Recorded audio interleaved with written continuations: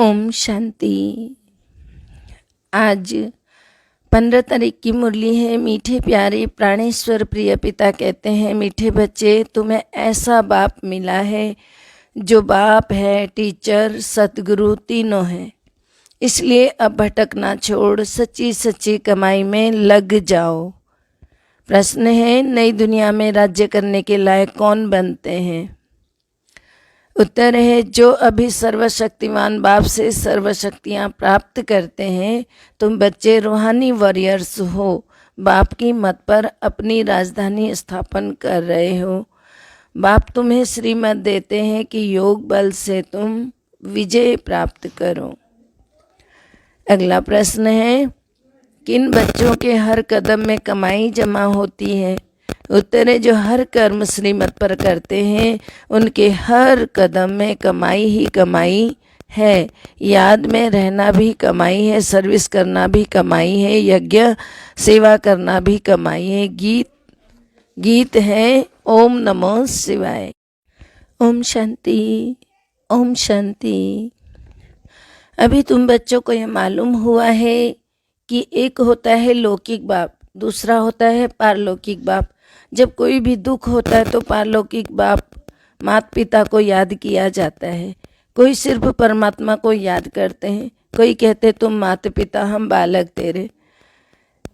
चाहे कोई माता पिता को याद करे या ना करे, लेकिन जब गॉड फादर कहते हैं तो माता पिता तो है ही जरूर।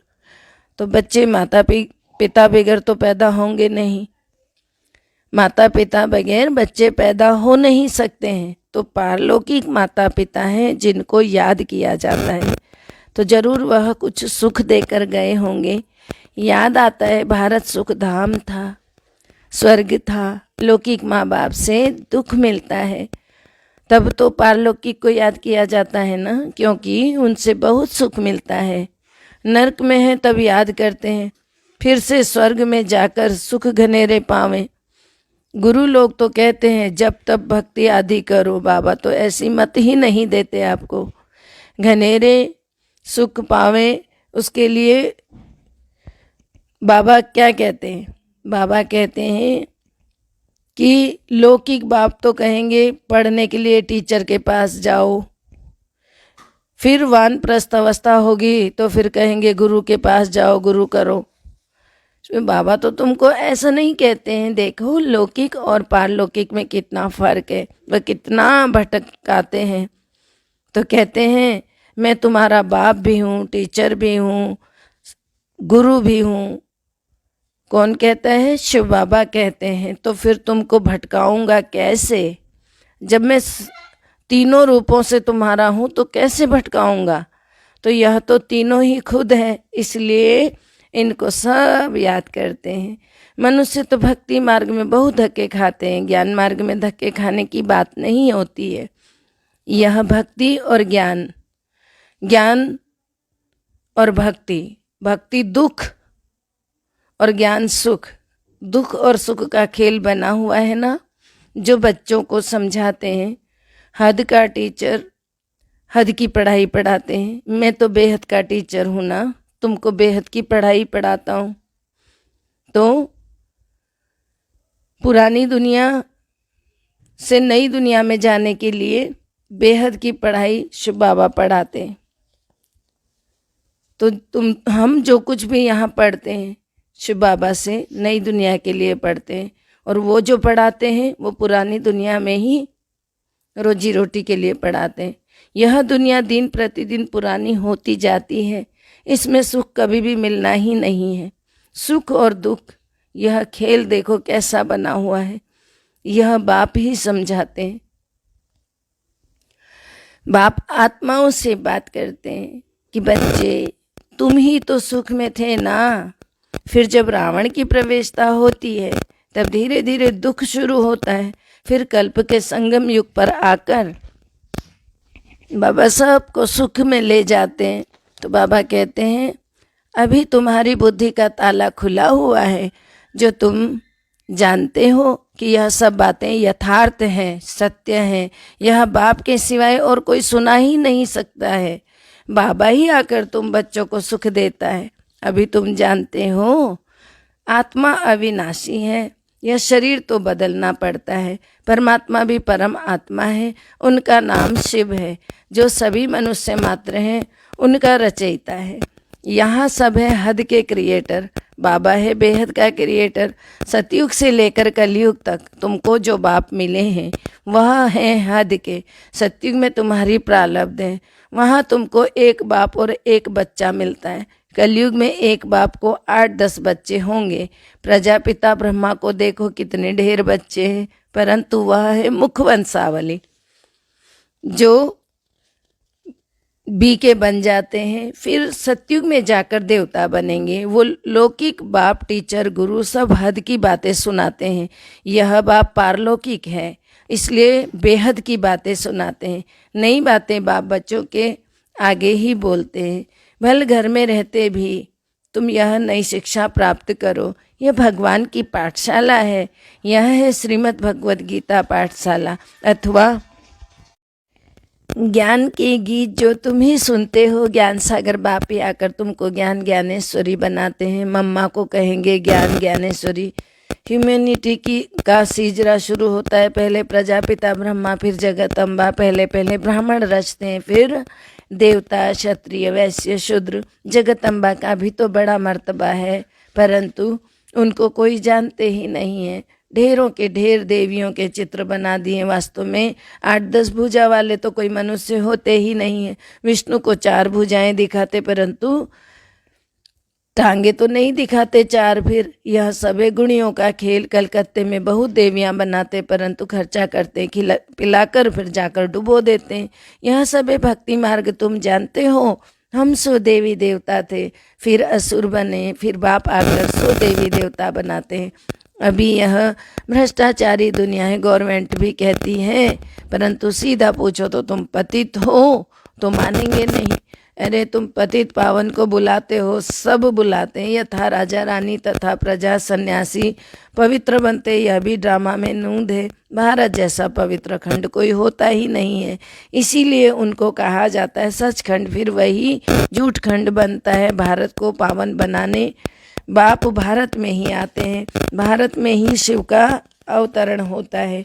सोमनाथ का मंदिर फिर कितना भारी बनाया है, भारतवासियों ने ही तो बनाया है ना, जिसको बाप ने इतना साहूकार बनाया। बाप तो यहाँ पतित दुनिया और पतित शरीर में आते हैं पावन बनाने, लेकिन कई बच्चे पहचानते ही नहीं हैं क्योंकि साधारण है।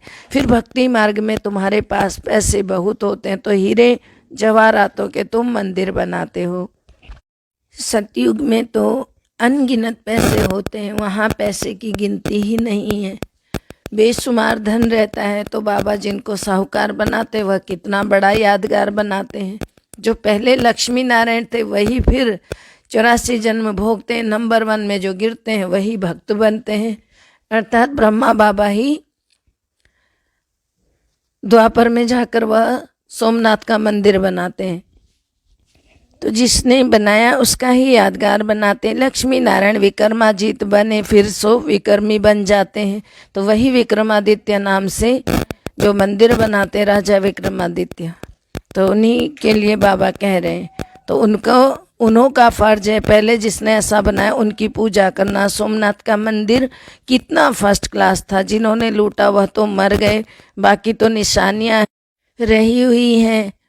तो अब तुम जानते हो, सो पूज्य बन रहे हैं, फिर पुजारी बनेंगे, फिर मंदिर बनाना शुरू करेंगे। सिर्फ एक मंदिर तो नहीं होगा, राजाएं अपने घर में भी मंदिर बनाते हैं। जैसे घर में गुरुद्वारा बनाते हैं, पहला नंबर किसने गुरुद्वारा बनाया होगा, फिर भक्ति शुरू हो जाती है। तो पहले अव्यभिचारी भक्ति करते हैं, फिर व्यभिचारी भक्ति। तो आजकल तो मनुष्य अपनी भी पूजा कराते रहते हैं। उनको कहा जाता है भूत पूजा, 5 विकार उनके अंदर, 5 भूत प्रवेश हैं, उनकी पूजा करते हैं। तो किसकी पूजा हुई? भूत पूजा हुई। तो भूत पूजा भी दुनिया में अथाह है, जो आया सो चित्र बनाते रहते हैं। फिर भक्ति मार्ग है ना, तो अभी तुम्हारी बुद्धि में सारा ज्ञान है। बाप संगम पर एक ही बार आकर नॉलेज देते हैं। शास्त्रों में तो अनेक अवतार लिख दिए हैं। अवतार एक होता है, अवतरित तो आत्मा भी होती है, परंतु अवतार मनुष्य को नहीं कहा जाता। अवतार एक ही निराकार बाप है, जिसको सारी दुनिया बुलाती है। फादर तो एक ही होगा ना जो परम धाम में रहते हैं, तो मदर भी तो चाहिए ना। क्या मदर भी परम धाम में रहती है? नहीं। मदर फादर का प्रश्न यहाँ होता है, फादर को यहाँ क्रिएट करना पड़ता है। इसलिए बेहद के बाप को याद करते हैं, बाबा आकर स्वर्ग की रचना करो। इसको कहा जाता है हेवनली गॉड फादर। अभी तो कितना दुख, लड़ाई, मारा मारी है, इसलिए बुलाते हैं गॉड फादर। रहम करो हे पतित पावन, आओ हम सब दुखी पतित हैं, हे बाबा फिर आकर स्वर्ग श्रेष्ठाचारी बनाओ। तुम सब भ्रष्टाचारी थे, अब श्रेष्ठाचारी बन रहे हो। भ्रष्टाचारी को श्रेष्ठाचारी बनाना एक बाप का ही काम है। जो वर्ड गॉड फादर है वह जानते हैं सब बच्चे इस समय निधन के बन गए, उन्हों को धन का शिष्टाचारी बनाना है।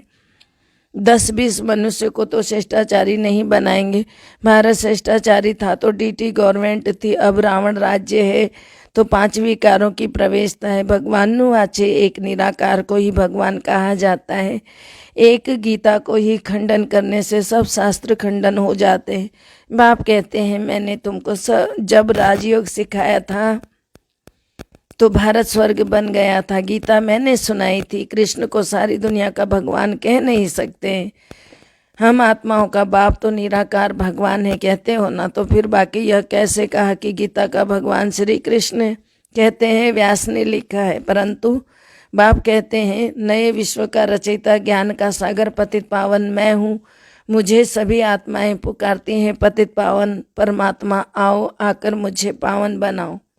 निराकार बाप ही ब्रह्मा द्वारा पावन दुनिया की स्थापना, पतित दुनिया का विनाश कराते, फिर जो पवित्र बनते हैं वही राज्य भाग्य करते हैं। तो तुम हो शिव शक्ति सेना, जगत अम्बा निमित्त बनी हुई है, वह भी शिव बाबा से योग लगाए शक्ति ले रही है रावण पर विजय पाने के लिए। भारत में ही रावण राज्य, भारत में ही रावण को जलाते हैं। भारत श्रेष्ठाचारी था, यहाँ कलयुग में भारत भ्रष्टाचारी है। यही खेल है, भ्रष्टाचारी से श्रेष्ठाचारी और श्रेष्ठाचारी से भ्रष्टाचारी। यह चक्र कैसे फिरता है, यह बड़ी समझने की बातें हैं। तुम बच्चे जानते हो हम सब कुछ करते हुए भारत को स्वर्ग बना रहे हैं बाप की श्रीमत पर।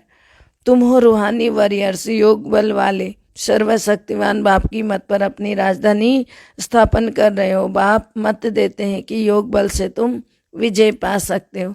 योग में रहना भी कमाई है, यज्ञ सर्विस करना यह भी कमाई है, और सब चल रहे हैं मनुष्यों की मत पर, और तुम हो सर्वशक्तिवान बाप की मत पर। और कोई विश्व पर जीत पा नहीं सकते हैं। ड्रामा में उनका पार्ट ही नहीं है वर्ल्ड पर राज्य करने का। कितने बड़े ते बड़ी और साधारण बातें हैं। प्रदर्शनी से अभी तक देखो, इतना समझते नहीं है तो भी प्रजा तो निकलती रहती है। अच्छा, मीठे मीठे सिकिलदे बच्चों प्रति माता पिता बाप दादा का याद प्यार और गुड मॉर्निंग। रूहानी बाप की रूहानी बच्चों को नमस्ते। हम रूहानी बच्चों की रूहानी बाप दादा को दिल व जान से सिक व प्रेम से याद प्यार नमस्कार, good morning, diamond morning, Om Shanti. शुक्रिया बाबा, शुक्रिया। धारणा है, पहला, हर कर्म श्रीमत पर करना है, याद में रहकर यज्ञ सेवा कर अपनी कमाई जमा करनी है। दूसरा है, भटकना छोड़ भविष्य नई दुनिया के लिए पढ़ाई पढ़नी है। ज्ञान को धारण कर ज्ञान ज्ञानेश्वर ज्ञानेश्वरी बनना है। मीठे प्यारे बाबा का वरदान है, अमृत वेले अपने मस्तक पर विजय का तिलक लगाने वाले स्वराज्य अधिकारी सो विश्व राज्य अधिकारी भव। रोज अमृत वेले अपने मस्तक पर विजय का तिलक अर्थात स्मृति का तिलक लगाओ। भक्ति की निशानी तिलक है और सुहाग की निशानी भी तिलक है।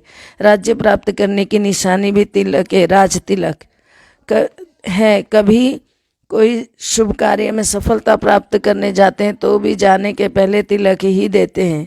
आप सबको भी बाप के साथ सुहाग है, इसलिए अविनाशी तिलक है। अभी स्वराज्य के तिलकधारी बनो तो भविष्य में विश्व के राज्य का तिलक मिल जाएगा। स्लोगन है, ज्ञान गुण और शक्तियों का दान करना ही महादान है। ज्ञान गुण और शक्तियों का दान करना ही महादान है। ओम शांति। सबका भला हो, सब सुख पाए, सब परमात्मा से जुड़ जाए। सबका भला हो, सब सुख पाए, सब परमात्मा से जुड़ जाए। सबका भला हो, सब सुख पाए, सब परमात्मा से जुड़ जाए। अंत समय में अपना जीवन सफल बनाए, मुक्ति जीवन मुक्ति को पाए, सबकी मनोकामना पूर्ण हो जाए। ओम शांति।